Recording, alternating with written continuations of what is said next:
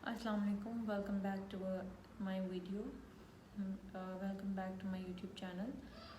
Okay, so आज का topic है हमारा कि हम लोग दुबई से यूरोप में किसी अच्छी कंट्री में कैसे मूव कर सकते हैं। डिटेल से वीडियो देखिएगा, कंप्लीट प्रोसीजर इसमें बताऊंगी कि कैसे आप लोग यहाँ पर आ सकते हैं दुबई में और दुबई से आगे कैसे मूव कर सकते हैं। ठीक है जी। तो सबसे पहला स्टेप जो लोग दुबई में मौजूद हैं, जो लोग यहाँ पर हैं, उनकी तो रेजिडेंट जो यहाँ पे रेजिडेंट्स हैं उनके लिए तो थोड़ा इजी है क्योंकि उनके पास ऑलरेडी वीज़ा होता है। ठीक है, लेकिन जब आप यूरोप के लिए मूव करना चाहते हैं, यूरोप में अप्लाई करना चाहते हैं, तो आपकी दो से तीन चीज़ें हैं जो बहुत ज़्यादा मैटर करती हैं। उसमें आ जाती है आपकी बैंक स्टेटमेंट, आ जाती है आपका वीज़ा प्रोफेशन आ जाता है, और सेकेंडली आपकी सैलरी भी मैटर करती है।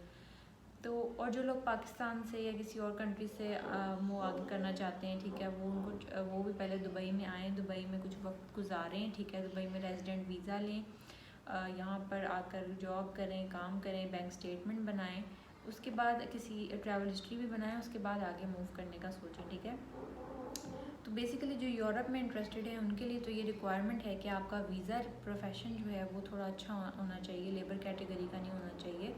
आपकी मिनिमम सैलरी जो है वो 5,000 दिरहम होनी चाहिए, और अगर इससे ज़्यादा है तो अच्छी बात है, लेकिन मिनिमम 5,000 दिरहम सैलरी आपकी मस्ट होनी चाहिए। ठीक है, उसके बाद आपका क्लोजिंग बैलेंस मैटर करता है कि ठीक है, मिनिमम क्लोजिंग बैलेंस आपका कितना है, 15, 20, 25,000 आपका कम से कम मिनिमम क्लोजिंग बैलेंस आपके अकाउंट में होना चाहिए।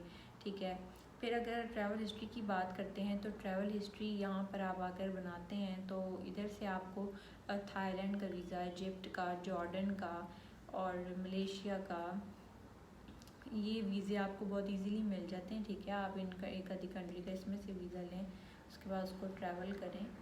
ठीक है, वापस अपनी कंट्री आ जाएं, यूएई में आ जाएं, फिर कोई 2 महीना ठहर के, क्योंकि अगर आप एक के बाद एक अप्लाई करेंगे ना तो इमिग्रेशन ऑफिसर जो हैं वो इतने बेवकूफ़ नहीं होते। ठीक है, उनको पता होता है कि अभी 2 मंथ्स पहले ट्रैवल करके आया तो कंपनीज एनओसी एकदम तो ना देती, जाहिर सी बात है एक साल में आपको ज़्यादा से ज़्यादा 2 बार एनओसी मिल सकती हैं या 3 बार मिल सकती हैं।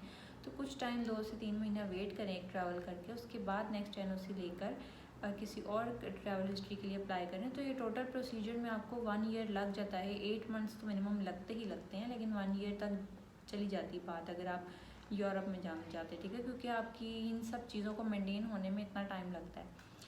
ट्रैवल हिस्ट्री जो आप इससे 2 से 3 कंट्रीज़ की बना लेते हैं कुछ अर्सा ठहर के, 1 2 3 करके। ठीक है, 2 से 3 कंट्रीज़ को कर लें, अच्छी बात है, चलिए मिनिमम 2 तो होनी चाहिए। फिर आ जाता है आपका बैंक स्टेटमेंट, आपने मेंटेन कैसे करना है।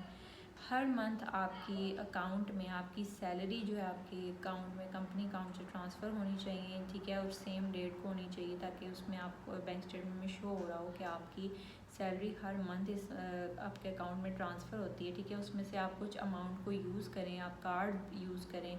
ठीक है, आप ग्रॉसरी करें, आप रेंट कह रही हूँ, आप अपनी यूटिलिटी बिल्स पे करें, वो सब कार्ड से करें या ठीक है ऑनलाइन बैंकिंग से करें। आपकी स्टेटमेंट बनती जाती है, वो एक अच्छी स्टेटमेंट बन रही होती है।